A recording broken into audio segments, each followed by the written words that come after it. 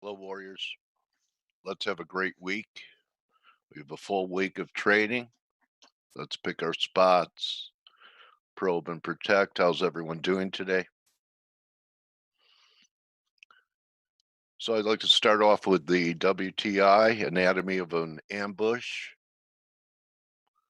Good, Sean. So, I just want to take you through my psychology and crude and how I make mistakes as well.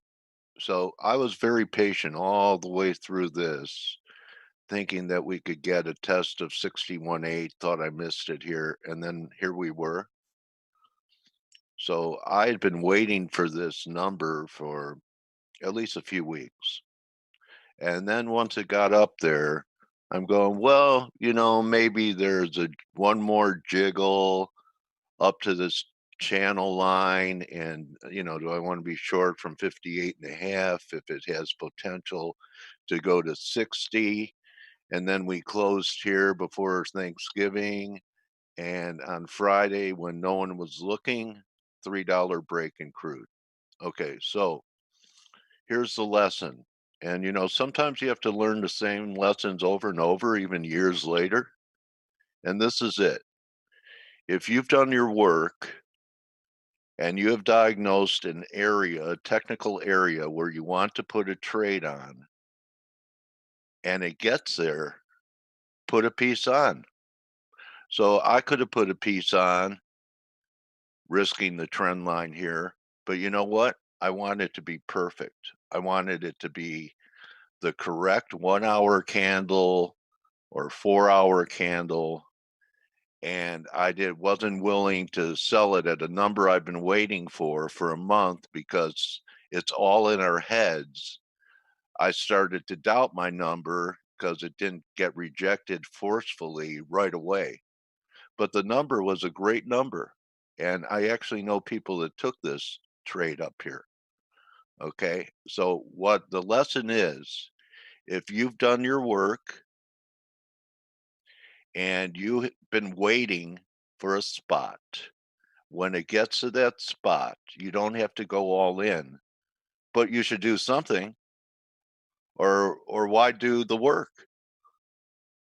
But you see, doubt, fear of an extension of this rally prevented me from taking a trade at an area I'd been talking about and forecasting for weeks, and now here we are. Okay, it's not the end of the world, but it's a lesson that I had to learn again. So how now, brown cow?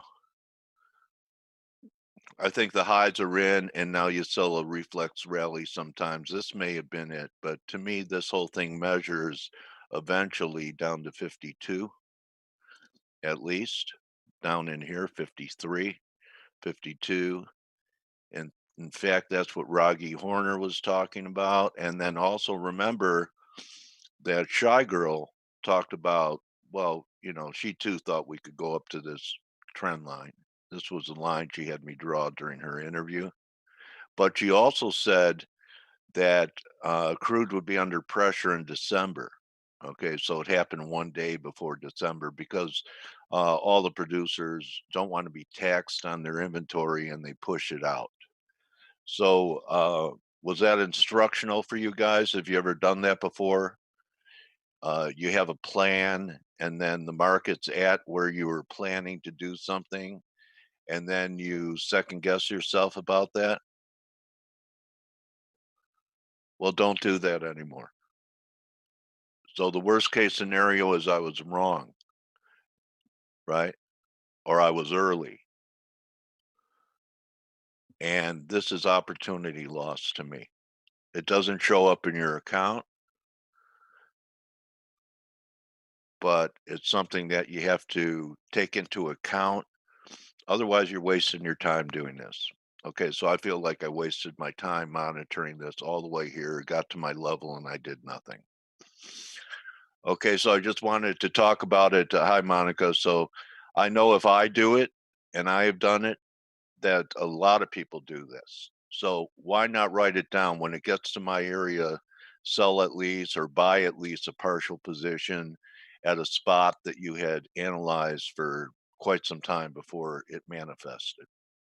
And then at least you would have had something on, or I would have had something on.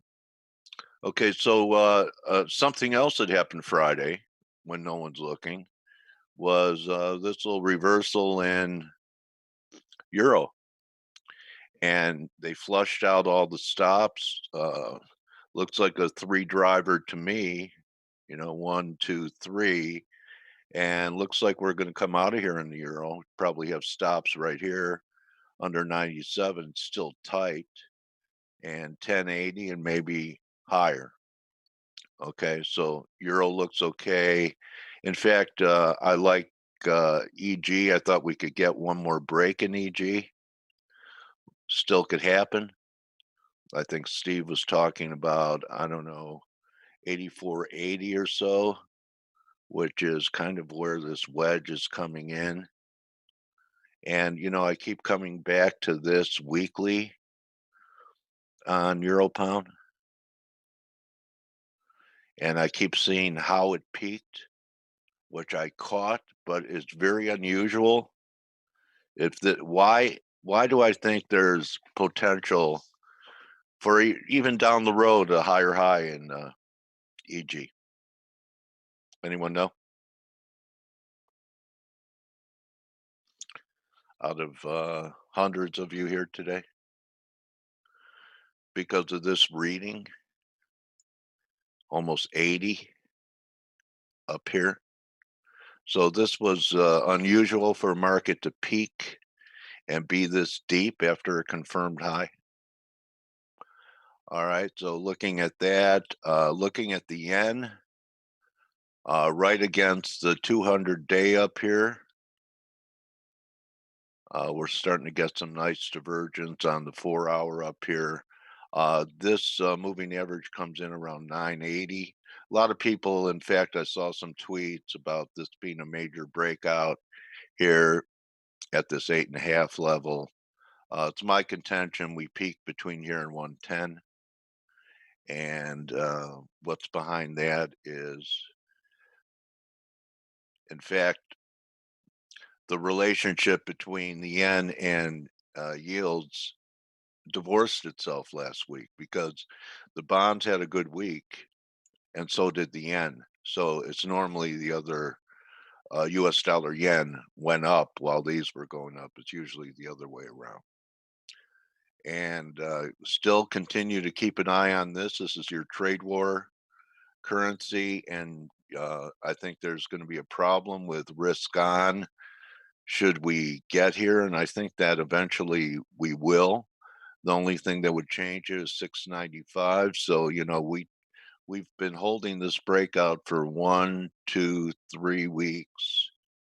We start heading up here. It could be 7 new highs, new highs in US dollar yuan, maybe 723, 727. Those were some fib extensions that Steve mentioned. And let's see, was there? And oh yeah, how about these guys? So you have your first divergence on a 4-hour in S&Ps. 3160 was a high. We're coming off now. I didn't do anything yet, but stalking this once again. And pesos,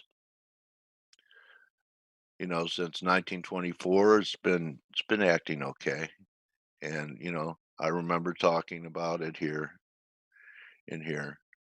So done nothing wrong yet. It could be a sign of risk off. I mean, according to what I learned from Blake, is normally this is going down during risk on.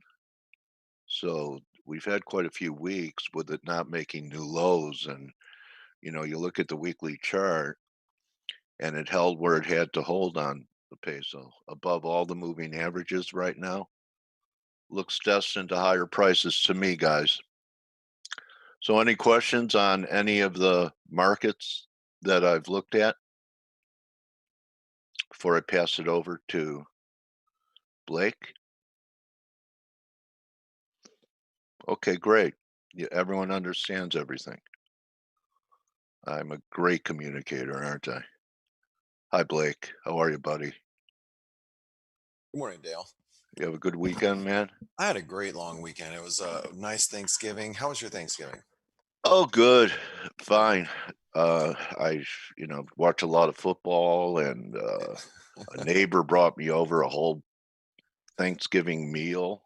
Nice. So, love thy neighbor in action. It was pretty nice. And yeah, I'm footballed out. I don't even know if I could watch Monday night today.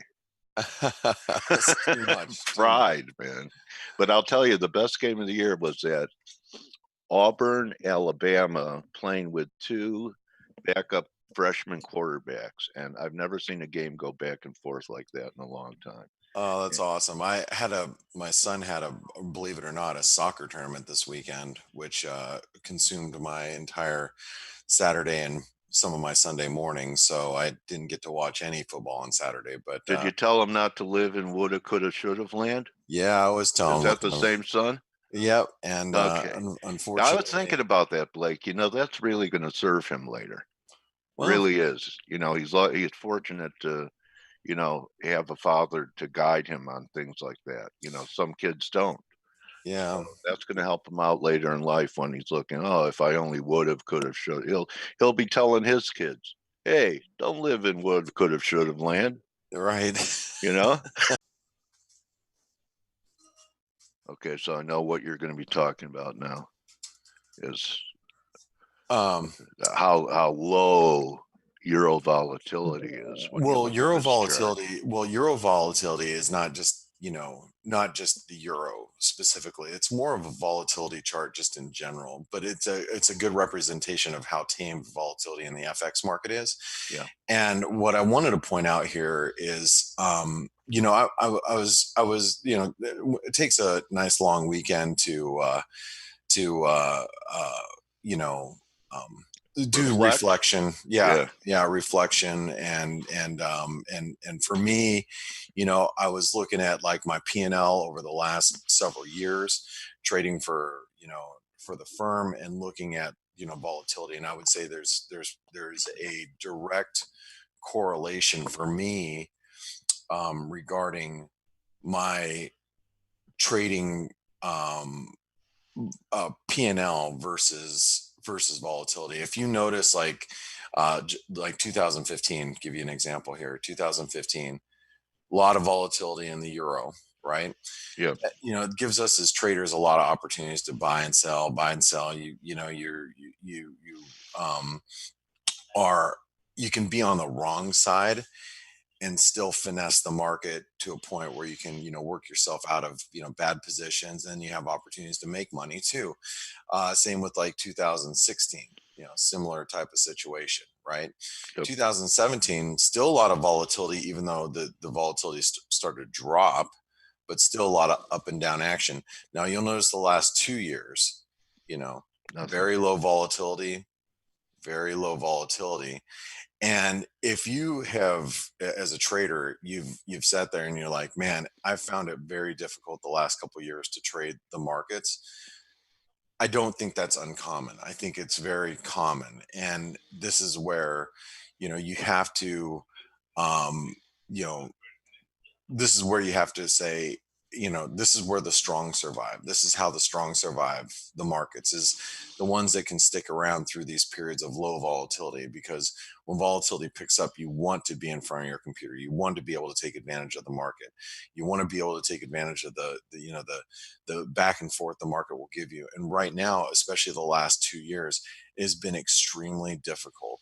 And I would say there's a direct correlation with most traders regarding the volatility or lack thereof the last couple years. Again, focus on the last couple years. This is 2018, and this is basically this is 2019, right? Very, very low volatility, and it continues to drop to record lows. And while we're dealing with low volatility, it's how do I erase everything? Clear all drawings. Okay, there we go. Um, you know how we deal with low volatility is actually doing what Dale was just talking about a little bit earlier, about really focusing on your entries and where you want to get in the market. And it's an important point. And I was going to chime in when you were talking, Dale, but I didn't want to interrupt you. Is that we do all this work and we're like, man, I really want to buy, the euro here. I want to sell the euro here. I want to buy the whatever currency we're trading, or thinking about trading. Wherever those pinpoint areas that you've done your homework and you said this is exactly where I want to buy or sell a currency pair. You wait, hold on. Sure. Oh, I was just reading this. There's a little headline just came out on Bloomberg here. Nothing big. What, that he's running for president? Is he running it there no. too? But knowing where you want to get in and getting in at those places is so vitally important. And that's why, like I have open orders in the market most of the time. Watch out, the futures are hitting lows right now, just FYI. I keep open orders in the market. Like, for example, I have a euro bid still at 109.70. Did it get hit? No. Is it still there? Yep. Will it ever get to me? I don't know. It seems doubtful at this point, but I had it and I'll probably end up canceling it. But when I see, these areas, like I was looking for this double top to complete and get down to 109.70, and I was hoping to get long there. If a currency pair gets to the price that you had been forecasting, this is exact words of what Dale was saying earlier, it's important that you take action at those areas. And whether it's, you buy a piece, you sell a piece, you have an open order to get you in or get you out, because you wanted to get in there, or you wanted to sell it, or you wanted to buy it for a specific reason at that point. And every night, what you should do is you should go back and take a look at those prices and make sure that those are still valid levels for you to get in. Like over the weekend, I was looking at the euro at 109 70, and I was thinking, man, if it still gets down there, I want to own excuse me, I wanted to own it. And we never got there, but that's, it still was valid to me. And I do that work every single day, and try to get there. God, I'm getting a couple of, hold on really quick. I'm sorry again. I'm getting messages all over the place.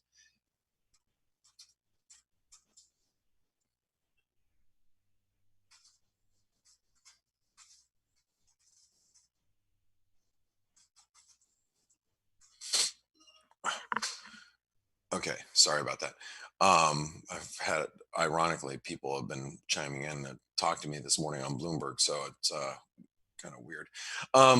So anyway, just a few things to think about. Now, the cable's at its highs. There is, I read this story, and I'm not really too sure what to make of it, but I read the story that one of the YouGov polls are going to get recounted. Is that, Stelios, did you read something about that, and what does that mean? What's that necessary? Good morning. Good morning. I didn't actually read that. What I did read was that there were a few more polls showing that the Conservatives' lead is narrowing. Yeah. I saw that too. But there was something this morning regarding the YouGov polls that I'm sure somebody's going to chime in regarding that. But anyway, the cable's firmed up and it's at its highs of the day. Now, it doesn't mean that Max devices at the same time.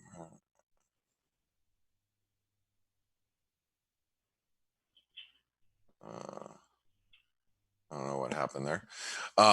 Okay.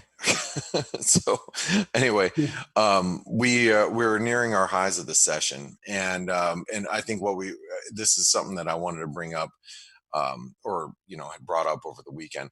We just want to make sure that if we start breaking this 129.70, more importantly 130, 130.30, we need to start paying really close attention to the cable. It's amazing. We've seen this tight consolidation in the pair, but we have not seen it break down. The euro has been drifting lower, but we have not. It's not really impacted the pound dollar, where the euro pound has been moving lower, of course. But the reason why I bring that up is because if you're out there, buying dollars just, across the board, but you're not getting any payout being short the cable, you're going to start to get a little worried about, any cable positions that you have on the short side. I'm still in the camp that as long as we're above 128, 127.50, there's, the risk is still for an upside move in the cable. But specifically, I'll be watching like the euro, and if the euro gets above, this level, which is like 110.50. This is stuff I mentioned on the week ahead video. If you guys weren't paying attention, if we make it above 110.50, then then you start to see some more broad-based dollar weakness. And if that happens, what's going to happen with the cable. And a couple other things that I've noticed, and is, first of all, the Aussie and the Kiwi are pretty strong today. You see the Aussie breaking higher, which is interesting because we have all this China news that is we have what seems to be that the US and China are not going to come to an agreement before before the end of the year, and it looks like more like January. And I think that's starting to weigh on the market. What Trump is going to do with the tariffs on the 15th is to be seen. But the Aussie has been, very strong. So is the Kiwi, and the Kiwi's broken out of this this range that we've been in. And matter of fact, if you haven't looked at the New Zealand dollar recently, we're at levels we haven't seen since the summer. So the Kiwi's trying to break higher out of a base. It's hard to trust these moves because of the risk aversion that you're seeing in the market at the moment. The little sell off that we're seeing in stocks. And it's like, well, why is the Kiwi so strong right now? But it is. We are hitting a minor resistance level, minor trend line resistance, even though we're breaking out of this 64.50. I think it's going to be really interesting if we can close above 64.50 today, because if you look back in October, we were making a run for this resistance, and then we closed below. You can see how you have to look at this candle, and this is October 31st. You can see that candle. That candle was all, green, or, in this case, white or blue. It was a bullish candle at one point. And then by the end of the day, we slumped, and closed back below 64.50. Is that going to be the case today? I don't know. I mean, we have to drop 25 pips from where we're currently at. It seems like you're asking for a lot in this particular pair, with the lack of volatility that we've seen in the market. But you never know. I mean, if equities continue to grind lower, you might get traders that look at the Kiwi and go, what's the Kiwi doing up here, and start selling it. So it's tough to say, but I think it's something that that we should be watching.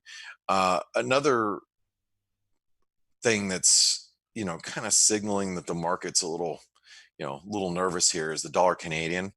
The dollar Canadian is pretty well bid today, and this is complete opposite of what you're seeing in the Kiwi and the Aussie.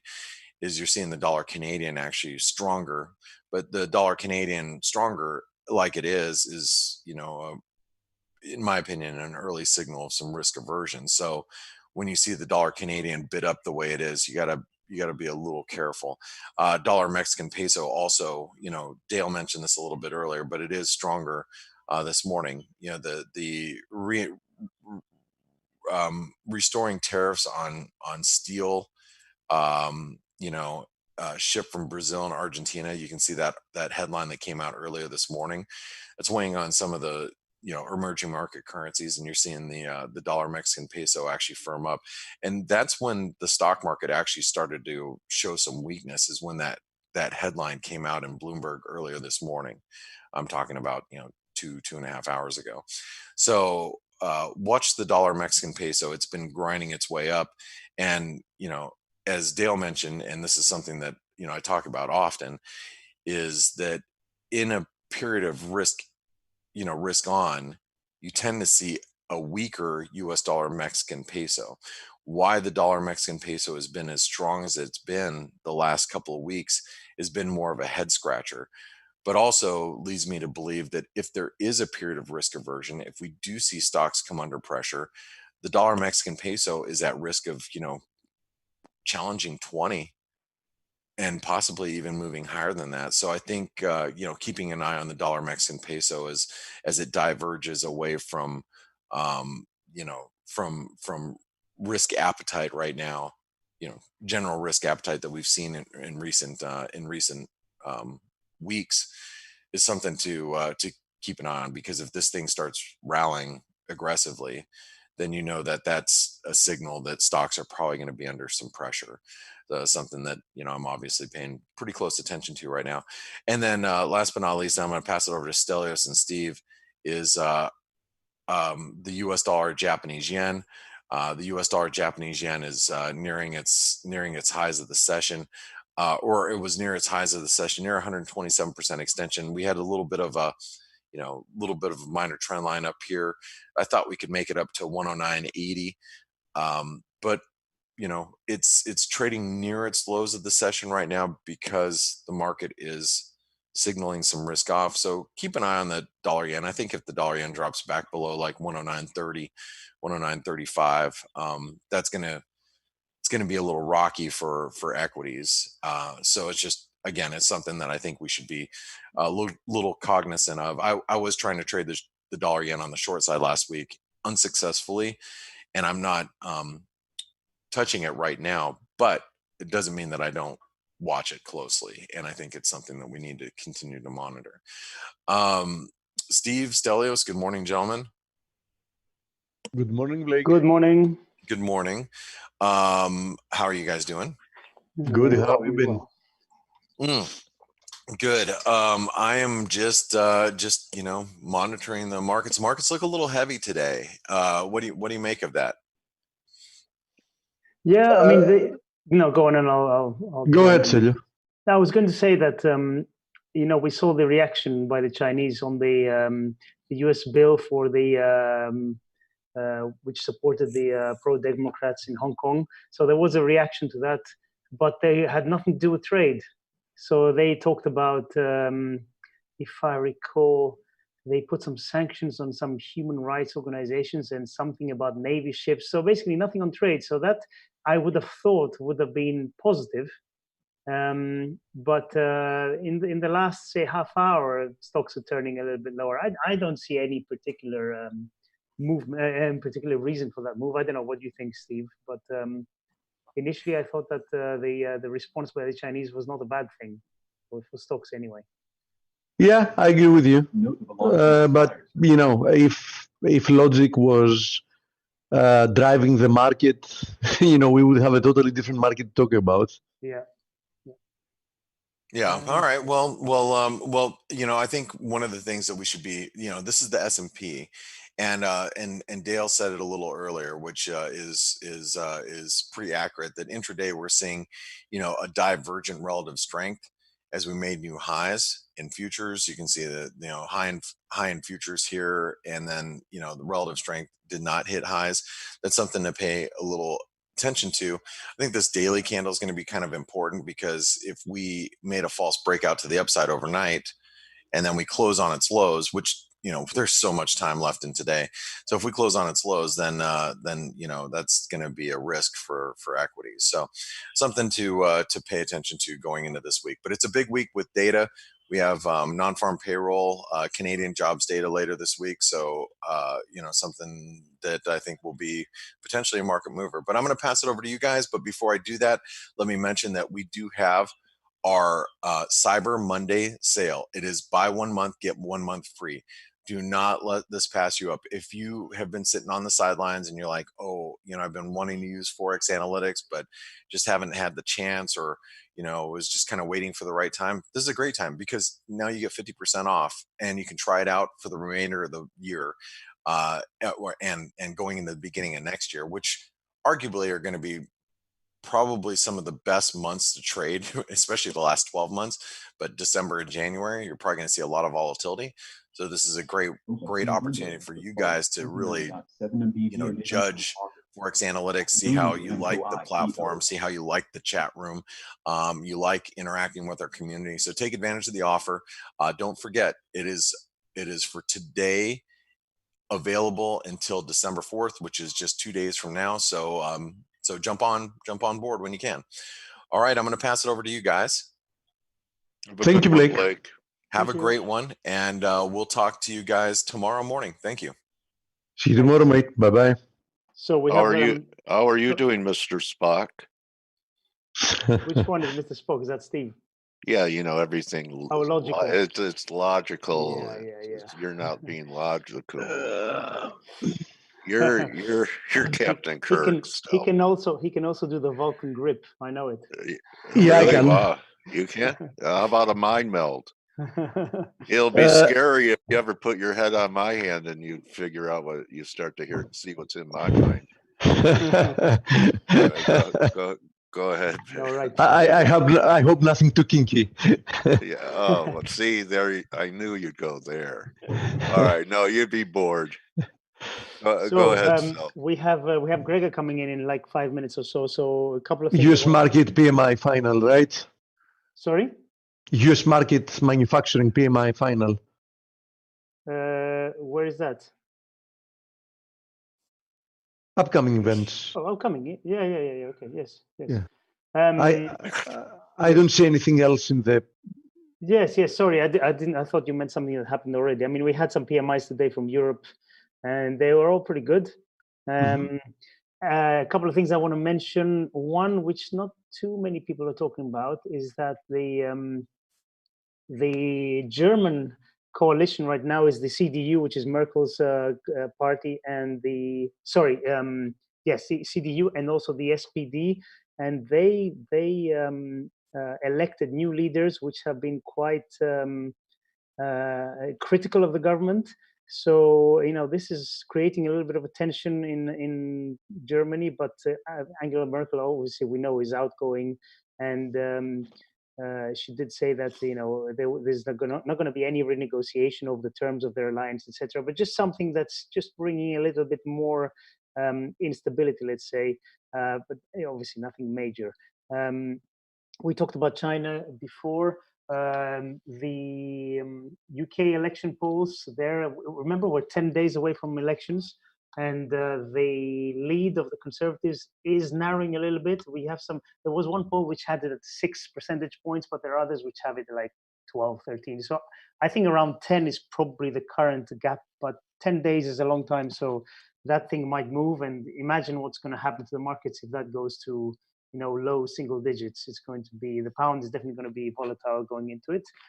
But it seems at the moment that it's still almost a done deal for the Conservatives, and the betting shops are still giving pretty good odds for that. So what else is happening? Okay, we have oil as well. Dale talked about it. The Saudis have been talking about adding to the production cuts. Surprise, surprise, we have the Aramco IPO coming, so they want the price to go up. Who would have guessed? They did actually mention it as well. They said, no, we have to discuss maybe adding 400,000 barrels more per day to the existing cuts. And also we have the Aramco IPO in the same sentence. So it's like, don't make it too obvious. What was the catalyst for the $3 decline Friday, Stel? Do you know? I don't know. Good question. I mean, was there? We have Bryn Kelly. She's an energy person, but I was wondering if it was an API report or something. I mean, $3 when no one's looking, pretty major move. That's the best time of the day to do it. Right. Nobody's looking, right? Yeah. And it was they wear you out, and then it happens. Yeah, it was like a 1-hour candle, which did all the damage. It was brutal. Yeah, but and I don't know what was behind it. People that have been makes it more bearish if it wasn't bearish news. People that have been Forex Analytics subscribers and people that have been listening in the face, they knew that we warned multiple times that the upside is likely very, very limited, and there is a big chance of a breakdown and another leg to the downside. And so far today, what we've seen is a short-term recovery, which has brought crude, let me maximize the chart, which has brought Back crude, to the breakdown. yeah, retesting the breakdown of this channel. So I do think that, that daily candle on Friday is, quite a big one to ignore. And I doubt it that crude can just, continue from here upwards without, like nothing has happened. I do believe that the path of least resistance remains lower.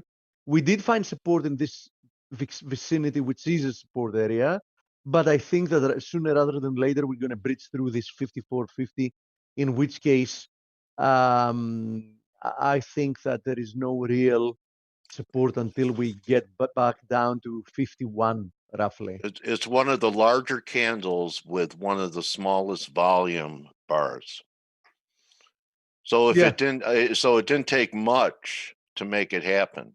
No, and indeed. There's no news to like say, well, it was driven by, and that tells me there's some inherent structural weakness. Gautam, if they could do that in says an hour. Roshan suggested no cuts, and perhaps that might have that's played it. a role. Big deal. Yeah. Wow. Anyway. Anyhow, Greg is going to be with us soon, so it's a good idea to see from an Elliott wave perspective what he also thinks is going to happen. As I said, he was bearish, looking for it to peak. Yeah, we were as well. I mean, for me, this move on Friday and this retest is an excellent opportunity to look lower towards 51. I mean, I've said it multiple times, and I remain of the same opinion. So crude definitely one of the big movers and one worth mentioning. But for me, an equivalently important move is this one, which we have been expecting for quite some time, right? The breakout from this inverted head and shoulders formation. From the bottom of the right shoulder, we started talking about it. Yes, yes. So I do think that Kiwi can squeeze higher from here, and just by looking at today's candle so far, I think makes it obvious. Anyhow, I'm here every day, and we can talk about a lot of stuff. Greg doesn't have the I'll luck. tell you, Steve, that move in crude was so shocking and earth-shattering to me. I spilled my bong water all over my desk. So Grega doesn't have the luxury of being here every day. So Grega, you are unmuted, mate. Why don't you start by what we were talking about, the big moves that we've had, big moves on Fridays from a technical perspective, both from Kiwi breaking out from this inverted head and shoulders formation and crude breaking through that ascending channel. What do you think about them? By the way, you can go ahead and grab the screen. I stopped sharing. Yeah. Good morning, by the way. I hope you're well. I know that Greg has a lot of, he's very busy during the Christmas season because the Wizard of Waves, he goes up to the North Pole and helps Santa get ready for Christmas. Yeah. Right, Greg? Yeah, I wish.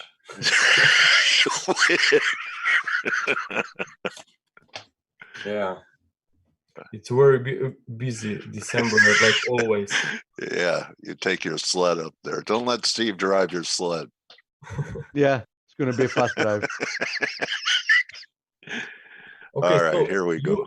You mentioned Kiwi, right? Yes. Yeah, we covered this one actually a few weeks back, if you remembered, and you already highlighted head and shoulders back then. And I said that, yes, we could agree based on the short-term outlook because I was looking for potential recovery back to this trend line resistance. So I would be very careful up there around 65.40 up to 65.50. I'm also looking at the Aussie dollar, which with the one that I obviously want to make some parallels when I'm looking at the Kiwi. So of course they're correlated. Although we've seen a very good move lower in the Aussie Kiwi. Yes, exactly. Yeah. So, but still, I mean, sooner or later they will. Yes, they will catch up to each other. Yes. Yes, exactly. So, I think that Aussie has a much better looking structure. Okay, I mean, at least it's very clear to me. What we have seen is a 5 waves up here from October lows, and this actually fits into this corrective structure that I'm tracking since August of this year. And ideally, this correction has come to an end because we turned lower with 5 waves, waves 1, 2, 3, 4, 5. So I would be expecting more weakness after these 3 waves of recovery. And when this market completes a correction, maybe that's also the same timing when Kiwi could stop at that trendline resistance as well. Let's not forget that on a daily chart of Aussie, we are still in this downtrend channel. Okay, we failed to break above it. So in my opinion, this Aussie is looking bearish. But when it comes to trading, obviously, I would be much more interested in Aussie shorts rather than any Kiwi shorts. So if maybe Aussie is really now making a corrective recovery, then your head and shoulders outlook and for potential more gains from here makes total sense, actually. Because what about I agree with you, and by the way, the same channel you're looking in the Aussie is the same channel I have on my chart as well. And I've indicated multiple times that as long as we trade within that channel, I can't possibly turn bullish the Aussie. That is also one of the reasons why I liked Aussie Kiwi getting rejected from an ascending channel to the downside, and it seems to be actually accelerating lower. What do you think about Aussie Kiwi? Does it have more downside? Yes, I think more downside, but in the meantime, I would be expecting this corrective recovery. However, I adjusted the wave count on the bigger picture here, and I still think that we are in this very big contracting range that may not be over anytime soon. So we could easily stay here trapped in this for range some time, for another 12 but eventually months. lower lows. Yes, exactly. But in the meantime, when we are trading lower at those till the new year, we could see this corrective wave be a recovery. So maybe this move will slow down once we approach the lower side of the current channel. What about crude? Do you like the idea that it has stopped in at least the short to medium term? Crude, what I like so far is that, like Dale said earlier, that market make a very strong big candle after a very long time. So it looks like this is a valid breakdown. What I also see is DAX is currently trading sharply to the downside. So I'm expecting risk of moves, at least a corrective pullback. So with crude oil already being weakening now, I think that if US indexes also will turn to the downside, I just think that this will cause even more damage on crude oil if we I'm with you. risk off across the different markets. And when looking at the wave count, I'm looking here at a wave E, okay, wave E that completed this maybe a larger degree triangle that I have been tracking almost whole year here. Oh, so you're looking for much lower prices then? Yes, exactly. So at least back towards this lower trend line is what I would expect. So 53, 52, this is what I would be looking for over the next few weeks. But what's the key here for today's price action? It's actually, I don't trust often moves only by one day. Okay, it was a sell-off on Friday, so if we are turning bearish, we definitely have to see progression of this trend in the next 2 days. Okay, so I'm with you. If that's a real breakdown, then this was a wave 4, and in the next 24 hours, I want to see this market trading lower into wave 5. If that would happen, then we would have a follow through, which means that yes, this trend in change, this changing trend is really here and could take us much lower. So in such case, I would probably watch out for a wave 4 pullback and then look for even lower shorts. Yes, but for now, it's still... We have another important potential formation here. I don't know if you've drawn it like that on your charts, but there is, I wrote about it last week as well in the chart of the day. There is a potential nice inverted head and shoulders formation in the USD yen. We're currently testing the neckline. It was one of the charts I would be showing today. What do you think about it? What do you think about USD yen from here? I just think that dollar yen touched some very important trend line. Let me just look at it. Here's the weekly chart. Let me just check this. If I would connect this trend line, yes, we are just at this trend line. If you connect the swing highs from 2000, from a year back, okay, it was November and October from 2018, and then you have this April 2019 swing highs. So we are right there. And what I'm thinking is that sooner or later, Wave D will complete the current rise. So looking at the daily charts, there's a chance that this is an ABC x ABC move for a Wave D, and that we sooner or later will see a reversal lower. So I think that there is a chance for a limited upside here.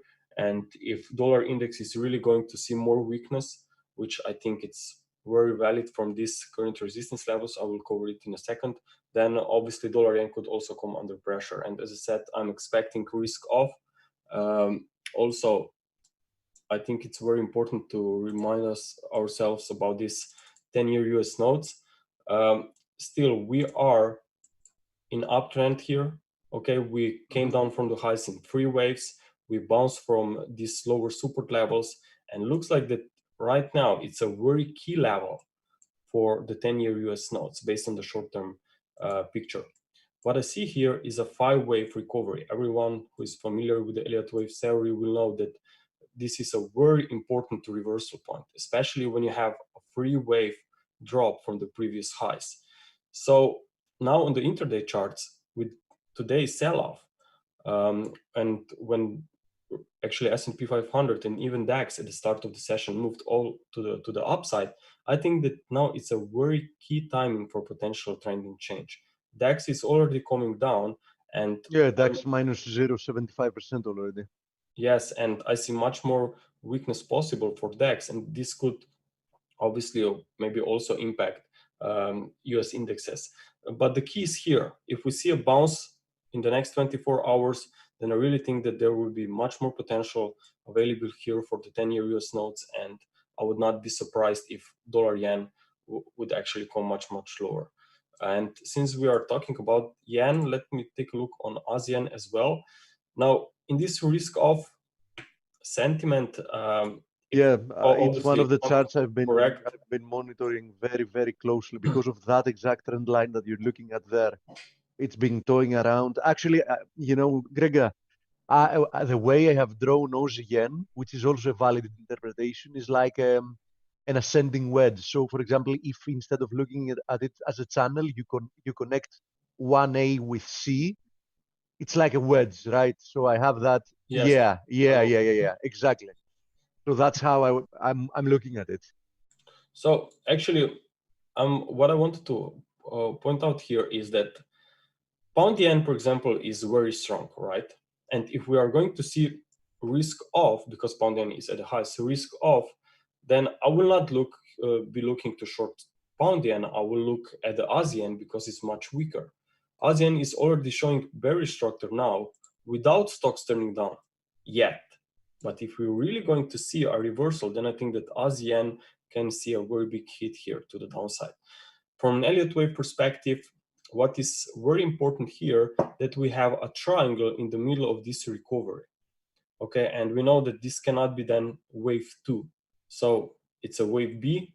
It means it's a corrective recovery, and I would be looking for minimum reversal back down towards 73.30 or 73, but obviously this may lead to much further declines here on ASEAN.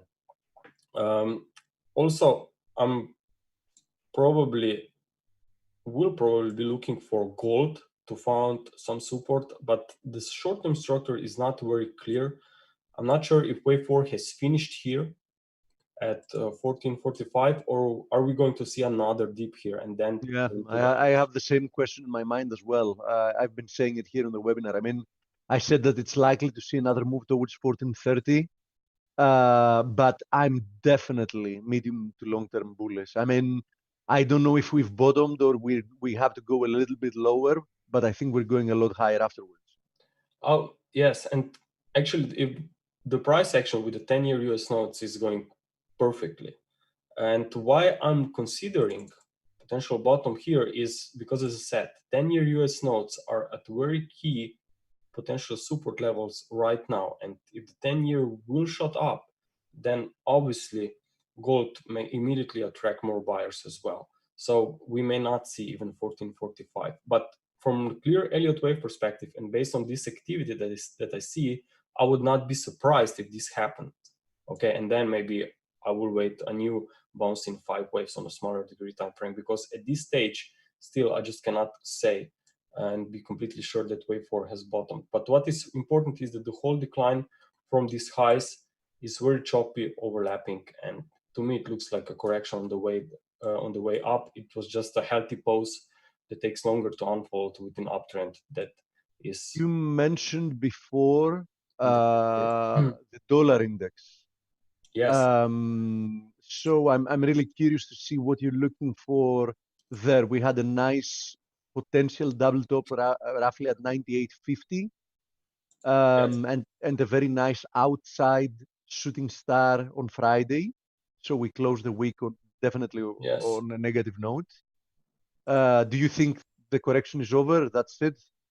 I think that it's perfect timing, and it's also perfect personality of this market. You know, we have been trading higher, but we always made some pullbacks. And what was the key was that a break on Friday or last week, did not see any progress to the upside. It just cleared some stops above 98.50, and then we closed. Yeah, that was Friday, Greg, when no one was around.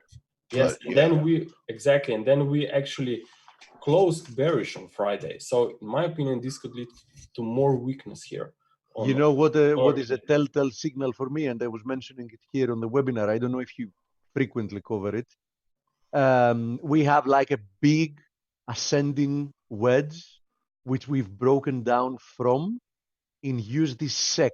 And I've noticed that USD SEC often leads these kind of moves in the euro, etc. So I don't know if you cover USD SEC. Occasionally I look at it, but not. Have a look at it, and you'll see what I'm talking about. You know a secret to trading. You'll sell it.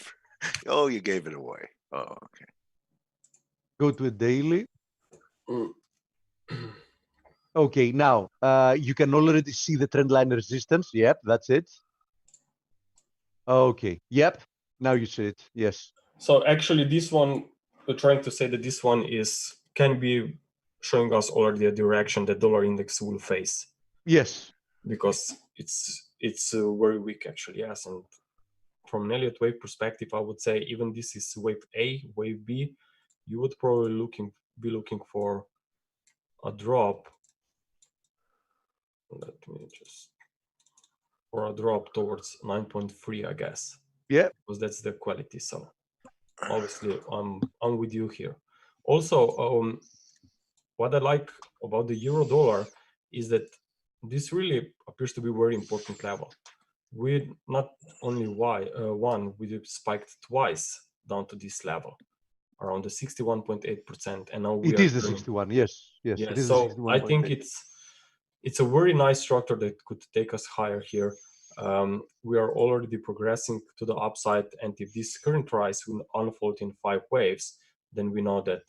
Also to mention that at least from what I see around me, and I guess you have the same idea, the crowd remains very bearish the Euro USD, which is another thing I like. Yes, that's definitely one of the best real contrarian signals, right? Yeah.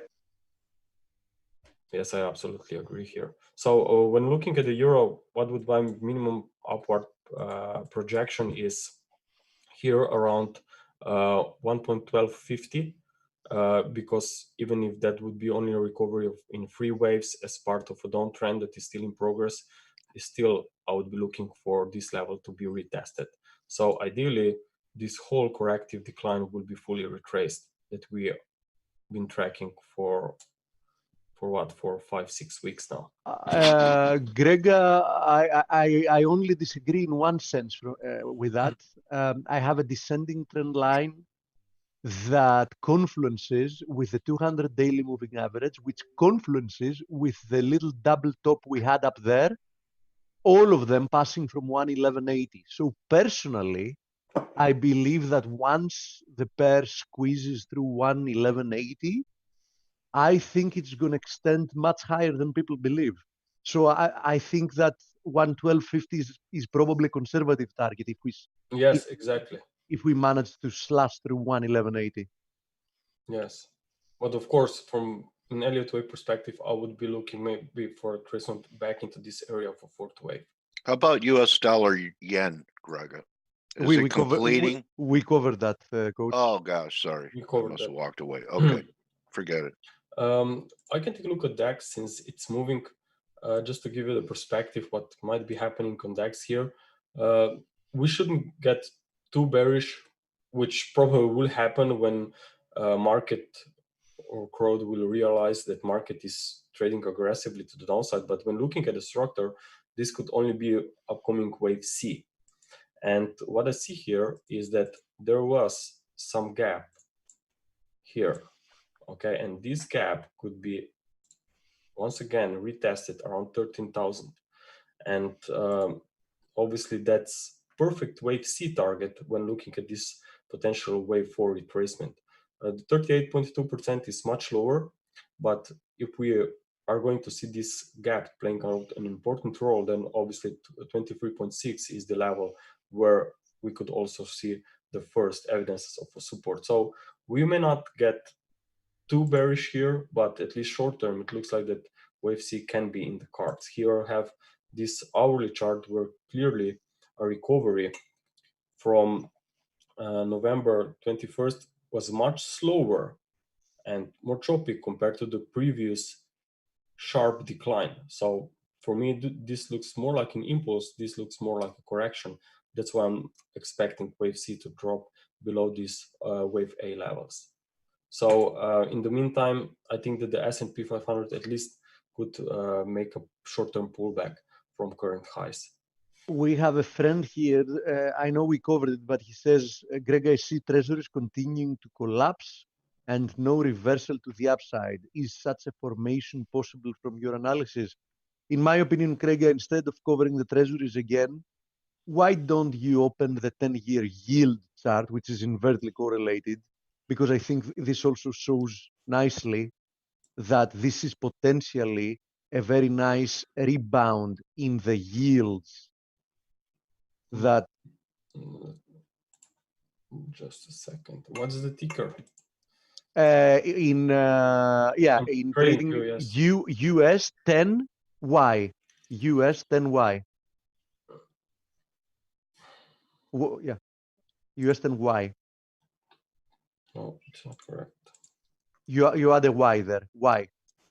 Yep, there you go.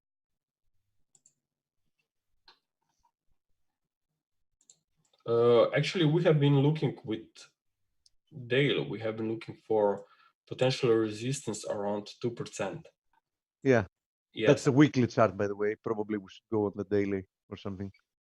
Yes, that's a weekly chart. So, I mean, it's okay. For me, it looks like a very nice unfolding downtrend. Okay. And I agree. From an Elliott wave perspective, I'll just label this really quickly. This would be wave 1, wave 2. You will have an extended wave 3. You have a And wave this is 4, and wave 5. Yes. Also, we moved with this wave 4 back into this area of a previous fourth wave. So it was a perfect timing, perfect resistance, and looks like it's just a matter of time when we will see another turn down here. I agree. That's why I said look at the yields as well. We have another friend asking here for Bitcoin. Okay, just give me a second. Bitcoin has been trapping people all around. I mean, especially that 40% move higher within the one day that was completely retraced. I mean, the problem with Bitcoin is that everyone now expects that they will see something similar like they have seen here in 2017. then at the start of this year and now again. And market just doesn't work that way. There are different periods and different activity of each market. And I just think would not be surprised actually if we are just going to see consolidation here that will not be broken anytime soon. But at least on the short-term basis, we could see a recovery, I would say in 3 waves minimum, away from these current support levels here, away from 78.6% and 61.8 level.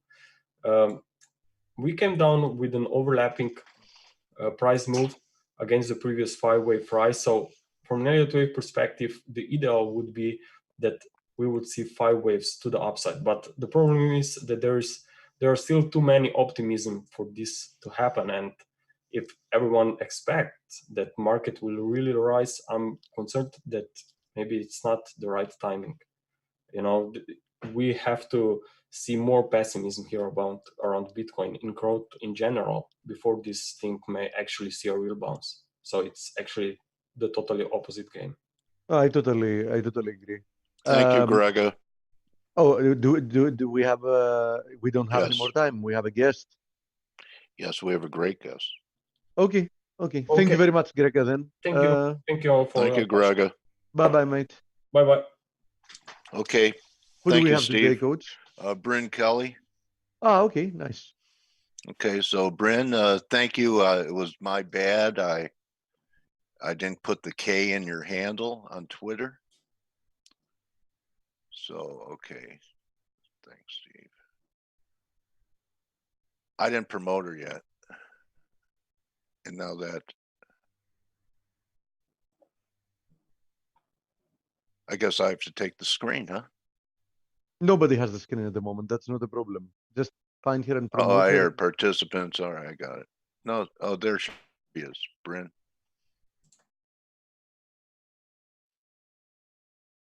Okay, Bryn. Promoted to panelists, and now I'm going to unmute you. Hello. Happy holidays, Bryn. Same to you. Can't believe it's December. Unbelievable. I mean, time like the sands in the hourglass. So are the days of our lives. That's right. You watched it, Just didn't you? on time. Yeah, I know. It was a soap opera, right? Oh, yeah. I forgot how much younger you are than me. No, I know. All I right. just wasn't a soap opera fan. Yeah. Well, you know what? If you're a trader, you don't have to watch it. You can live it. So, yeah. Pretty unusual to see. Everyone, this is Bryn Kelly. She's one of the best energy analysts I know, and I've interviewed quite a few. And we had that day, Bryn, with everyone had their head turned on Friday, and crude collapsed $3. What do you think was behind it? It didn't seem like there was much volume for it to be able to be that dramatic. Yeah, obviously the market is always in search of what was the headline, what was the one thing that that led to this. But, to be fair, Friday was Brent expiration. It was gasoline expiration. It was heating oil expiration. It was a holiday week. We had an early close. Yeah. It's just an easy thing to happen, on days when there isn't that much volume. Right. So, that of course, everyone was asking for the headline or what is it? And yeah, I've been asking. Yeah, look, we're in a range. We've been, Right. In the same range for quite a while here. So we were on the high end of it. It was light volume as people were closing out, Jan Brent and December RBOB and heating oil.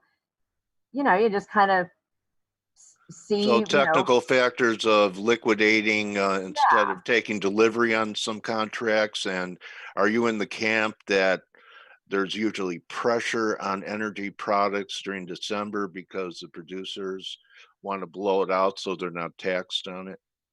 Well, so you're talking about year-end inventory. So LIFO and FIFO, depends on what method some of these big organizations use. Usually, the valuation is sometime mid-month. So it depends on where prices are, right? Okay. Yeah. Depending on what they'll do, because if you're on a LIFO basis, the last transactions you have are what value your inventory. So, you kind of have to know where you are, relative to where it's been the rest of the year. I don't know if it'll be that big of a deal this year. Prices have been in such a narrow range this year that, I don't know, I don't know how impactful that will be. You never know. Last year we just had everything falling apart, right? Right. And so why not throw out the baby with the bathwater? Well, that's a good point. I mean, both, equities had their worst December last year since 29. And that's when crude was, selling off from 75 to 40. So since then, we've had multiple new highs in the S&Ps. And actually, the WTI stopped at 61.8 back from the recent high. So is the oil market telling us something that it really hasn't had the same degree of recovery that equities did? Well, sure. There's a lot of sentiment involved here and in the oil market. Certainly, you could say that carbon is not in favor at the moment, and you can imagine that probably leads to lower fund flows in that direction. So just simple high level things like that kind of drive how people want to position going forward. We've also been through such a period here of US production growth that nobody's that worried about the upside. It feels as if we have this sort of cheap call on production. So even if we're laying down rigs, if prices were to move significantly higher, it takes less time to get drilling rig on land up and running than it takes deep water drilling production to get online. And so we just have the market believes in lower lead time, faster response to prices. And there's also a quandary because there's a little bit more competition now than there has been before in alternatives.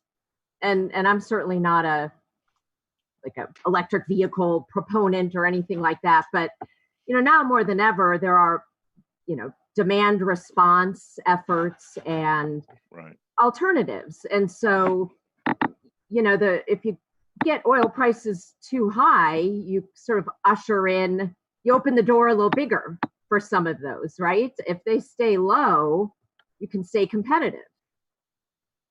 Do you have a view on the Saudi Aramco IPO, whether it's ever going to come off, and is that a factor playing into prices here, in your view?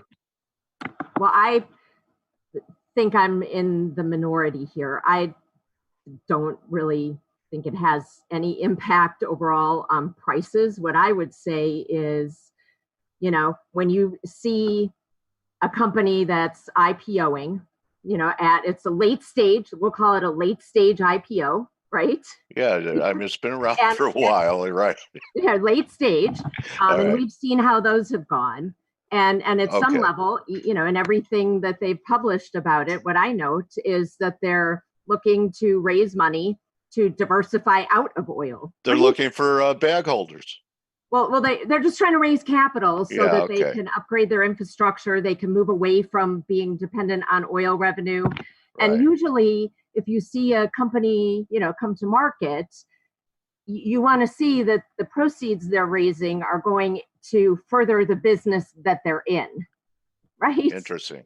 And in this way, they're indicating that, that they want to use the proceeds to get out of the business. Yeah, very interesting. I'd love to see that brochure. Yeah, and I mean, it's what, 5% or something, 10%. Yeah. I mean, I don't know. I mean, do you think does any IPO really affect the underlying price of something? I mean, I don't know. Maybe let's look back at like Uber and Lyft, right? When one or the other went public, did we say, oh my gosh, it's going to be free, or they're going to manipulate the prices of their fares? Sure, they might offer promotions. I mean, I don't know. It's probably a bad example, but like, I don't know if an IPO itself does anything. It's just a way to for someone to cash in and get liquid. Exactly. Liquefy. Right. And, and other people come in and take the risk that maybe it's going to work or not after the big guys cash out. Yeah, I mean, they certainly have a proven revenue stream, right? And I mean, as an investor, you might like that in your portfolio, but it's not like it brings new oil to markets. And as we've seen, I mean, to date, it's not exactly like they've, anybody has been able to significantly, let's say, control prices, right? Yes. Yeah, we've seen that. We've seen that attempt. Do you think that we're range bound infinitely, or what do you think would be the catalyst for us either to break down under the range, which is about $50, and break out above the recent range of say 58 to 60? Do you see any catalysts? I see you have some slides prepared, so I'm going to let you tell us. Yeah. I always have some slides, right? So they're not all the technical stuff that you guys, do so well, but, I like to fundies. I like to look for, exactly as you mentioned, what is breaking out? What could move us? What is holding us back? What is the driver? Right. And, the driver really is, global demand. And for the US, it's export economics, because the marginal barrel produced needs to be shipped out of here. So in that way, what really is the driver now are, let's say, Brent prices as a proxy, right? But really, Chinese and Middle Eastern prices, and the spread between WTI and those markets versus the cost to get it there. And one thing that's happened in this fourth quarter is, we had those sanctions on those COSCO ships, and, a lot of problems insuring ships going through the Straits of Hormuz. And it just got really expensive to get, a barrel of oil from the US over to China. And that is where, demand growth is, right? In India, China, and we're not that strategically located to those markets. And depending on the cost of shipping, we really need to be discounted enough to make it feasible. Yeah, to make it feasible. I mean, why would China buy oil from us when it doesn't have to abide by the sanctions and can buy from Iran, which is in the neighborhood? Well, it's closer, right? So the shipping costs are less, and the thing is, if we end up being the same price landed, just even from a consumer preference, right? You might say, wow, I just like the thing that's not going to take as long to get here. So in that way, this chart I have up here, the red line is kind of where tanker rates, and I'm using one to the UK just because it's a little bit more transparent to also then look at Brent futures. And then I look at the spread between Brent and WTI at Houston, because, it costs a couple dollars to get from Cushing to Houston. And you really want to say, like, what is the real economics? And earlier this month, this yellow line, there was barely enough spread between those two markets to cover shipping costs. And this is not even assuming there aren't any other costs associated with it, right? I mean, I'm clearly just looking at tanker rates. So you can say that even if it looks like there's a 25 cents, it's probably not, probably less than that. And at some level, sort of the end of next year look like, not even a go. But last week with, the move in Brent, that spread kind of widened out a little bit relative to the US. And that's, I think, where you need to look for the driver to, move us out of a range. If Brent can't get out of its range, WTI can't either, right? Because we're now trying to get to those markets. Okay. And if you kind of look at the complex overall, the red line is Brent, and this kind of fluorescent blue line is Oman, right? Which is Middle Eastern crude. And for most of this year, the front, Oman and Middle Eastern grades have been pricing over even Brent. And, that's because of the OPEC cuts, right? So they're tightening it up kind of in their area, in their region. And Oman's a little bit heavier crude than Brent or WTI. And so it's, you can see the backwardation in that curve, right? And everybody, prior to this upcoming OPEC meeting, the curves look really backwardated until you get to March, when the cuts, are set to expire, and then it kind of trails off a little bit. And I think that's probably where some of the opportunity is, the coming this March. Yeah, well, first quarter versus fourth quarter, right, has been pretty significantly backwardated, at least in Brent. And for listeners that don't know, that's the sign of a bull market, right? Where demand is in the front market and higher prices, and your deferred contracts are less. Well, that's kind of a misnomer, right? Because in this case, if we use this, right, it means that like if there's manufactured tightness through cuts, and you expect those cuts to expire, it's not bullish that the front is over the back, right? It's just logic. Okay. So, and that's sort of been the struggle for this market to come to terms with, right? These spreads have been so strong in the front, and people want to think, well, wow, hey, geez, that really means, this is a bull market. We saw this also in 2014, right? When prices were like $150 or something. Yeah. And the deferreds were cheaper. And way cheaper. We had some real significant backwardation. As a matter of fact, so that's a really interesting, because, most of us are trained to believe that a carrying charge market is, could be a bear market, and a backward dated market is a bull market. And so you're poking a hole in that teaching that it's not always true. Well, and even the example of the carrying charge market, that a lot of times happens when, the market they believe we need to build inventory. So they'll pay for it, right? And in that way, we've had bull runs in, carrying markets, right? Because it's like we believe it could be tighter in the future. Yeah. And interesting. This chart I have up is 1 year calendar spread. So it's Jan versus Jan. And I just use that one because Jan's the prompt contract right now. And, this big backwardation here, which was the 2014, 2015. So Jan 14, Jan 15, where, we were almost $7, $8 backwardated at expiration. If you remember, that was just prior to really all of the shale production hitting.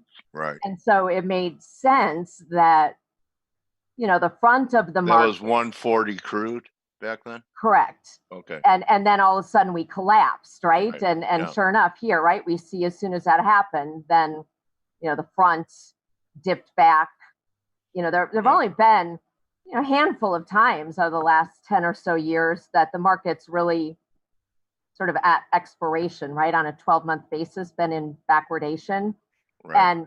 And it typically falls back below because the front doesn't really like to get that far away from the back unless there is like a Saudi production, disruption. And, unless there's an actual event. Yeah. Geopolitical or, pipeline breakdown or, a hurricane, something like that. Other than that, it doesn't really, it's hard to get too far, disconnected from the back without the back responding. Okay. And so, we have right now the 2021 sitting here and, we've been in kind of backwardation for a while, dipped a little bit, beginning of the year, but, I don't know if they extend, here's the thing to watch for this OPEC meeting. So currently the cuts are supposed to expire at the end of March. Kind of thought that they may extend them maybe through the end of the year. That'd probably be the best to hope for, right? They've tended to go like 9 months at a time. Okay. You wonder if the front to back spreads will be as strong, right? Because you'd think the back should get a little bit more valued relative to the front if the same conditions are going to occur, right? If the cuts are now through the whole year, then you might expect some of these spreads to flatten out a little bit. If they don't, it's a sign that, man, I mean, there must be some big economic slowdown, right? Yeah. Global. Okay. So that'll be your market tell if they make the cuts and you don't get this type of move that normally would happen. Yeah, and I don't know that people are, they've been so accustomed to buy the spread as a proxy for buying flat price. It's easier to buy, Jan March at 35 cents than, to buy the outright. Yeah. Less risk. Yeah, and in that way, I don't, I'll just be interested to see if it, at least that's what I'll be watching for, is for some of these spreads to come off. I mean, again, it depends on what they're planning to say. I think I took something off of their website yesterday. They talk about their meeting on the 5th, and they said they really have two critical decisions. One is the fate of the current agreement, which expires on the 31st of March, right? And that's what we've talked about. Yeah. So they have to decide whether or not to renew it. And then the second is, given the outlook for the oil market in the first and second quarters, where demand is forecast to dampen while production, is forecast to rise, they need to see if they want to make deeper cuts. Yeah. I think that would be a, red. It's a kind of a weak statement that the market might be in trouble. There's something I've been reading about. A lot of people believe that there's going to be problems. The next bubble is in corporate debt, but I've been reading that there are some challenges for the frackers, that they're having some challenges with their debt in being able to roll it over, and it's being downgraded seriously. Is that an issue for U.S. production? I mean, could we have a credit crisis in the fracking industry? Do you see anything like that coming, Bryn? I mean, certainly I've heard those same stories, and sure, I think there are some smaller players, right, that just might not be able to sustain here. How about especially if prices are under, say, average under $50 a barrel for, say, 6 months? Well, I think it's actually more in some of the natural gas producers. Natural gas. Okay. Because especially those that are concentrated, in the Appalachian region. But Do you how trade? it really, Do you trade the Widowmaker? well, I know the Widowmaker is the March, April in natural gas. It's RBOB Okay. heating oil in crude oil. But, we don't even need to go into that because that also is used as a proxy for flat price, and it always fails. But the thing about this, I do want to touch on this credit thing, because in reality, how things play out is that you end up with some bankruptcies, and when those happen, firms can come in and buy these companies for pennies on the dollar. Yeah. Or they restructure and come out of bankruptcy. Regardless, they end up with a cheaper cost to produce, right? Because if you wipe away your debt, you suddenly now have a cheaper barrel. And that we've seen, it's been the result over and over again of bankruptcies. It doesn't really, result in a loss of production per se, because somebody will take them on. Either they'll operate, under bankruptcy, restructuring, right, or they'll be purchased, and all you're doing is wiping out the debt that was driving, their marginal break-even price in the first place. That is really a pearl. So bankruptcy does not make the oil disappear. It just makes it easier to sell.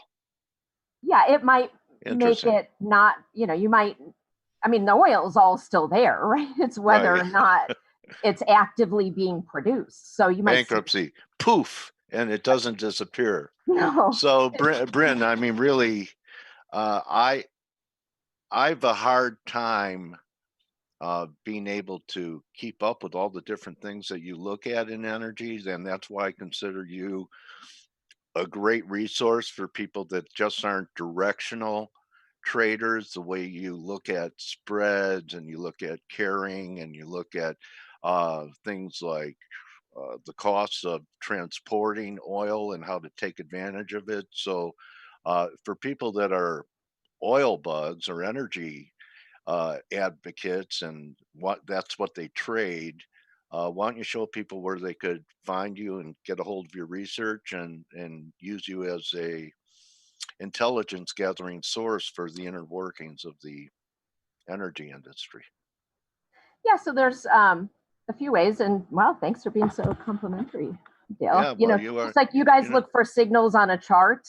Yeah, I'm just looking for a signal in a different place, right? Right. And that's it. So the easiest place to find me is on Twitter at Bryn K. Kelly. Yeah, don't forget the K like I did. Yeah, I know. Okay, so the other Bryn Kelly, I don't know what she does. I think. Anyway, I think there is another one. There is one, yeah, because the handle worked, but it wasn't you. Anyway, so this is the real Bryn Kelly. Go ahead. The real Bryn Kelly. Yeah, and I also partnered with Cornerstone Futures and working with them in the oil markets, publishing weekly research and providing insight to clients. And so you can find me, I post that research online, again, through Twitter, or Cornerstone contact information. And also I do a lot of training for individual, traders that just want to understand how to find and look and pull all of this together. And on that, you can reach out to me on my Fundamental Angle website. The contact. Oh, you want to show that? It's on Twitter, thefundamentalangle.com. Okay. I don't know if I have it up. Or okay. Let's okay. See. Let's see. I'm afraid it'll bring me up to, see, it's going to bring me into my admin page. Oh, okay. Anyway, it's fundamentalangle.com. It's on the Twitter handle. You can click on it and click contact me. And like I said, don't feel that just because you're an individual that maybe that it's not tailored for you. I've worked with all levels on being able to analyze a particular trade, or really it comes down to education. So Cool. you can find me easy. It's just the easiest way to find me. So Bryn is mentoring people that want to learn what she knows. And Bryn, you know, I always appreciate you coming here and giving us some of your time. And I hope that this winter holiday trading season, that and everything else in your life is a gusher, and that and the pips rain down on you like an Amen. oil field that, you know, has really hit a real important artery. So Amen. Let's hope for yeah, an exciting next 4 weeks. yeah. So thanks a lot. I want to wish you, you know, happy holidays, Bryn, and have a great new year, and really appreciate all you do to try and help people understand complexities that you really would have to spend multiple years just getting a handle on it if you did it yourself. I always say, Bryn, tell me if you agree with me. You can't learn experience. It only happens with the passing of time and living through stuff, but you can learn from the experienced. Absolutely. Absolutely. You know, there's no book on how to get the experience, but you know, there are bonus points in life for seeking out those who have it. So, but you said it better. That's beautiful. All right. So Bryn, thanks very much. I'll get your Twitter handle right next time. And thanks for being with us and edifying the community today. Absolutely. Happy holidays. All right, Bryn. Everyone, that's Bryn Kelly, and you could follow her on Twitter at Bryn K. Kelly. That's a wrap for us today, everyone. See everyone for Turnaround Tuesday. Good hunting. Don't forget, we still have the cyber sale going on, 2 for 1 until I believe Tuesday. Adios, everyone. You're welcome, Ingmar. See ya. Oh, yeah. Don't forget to, don't just count your pips, count your blessings. And what the heck, be one. Adios.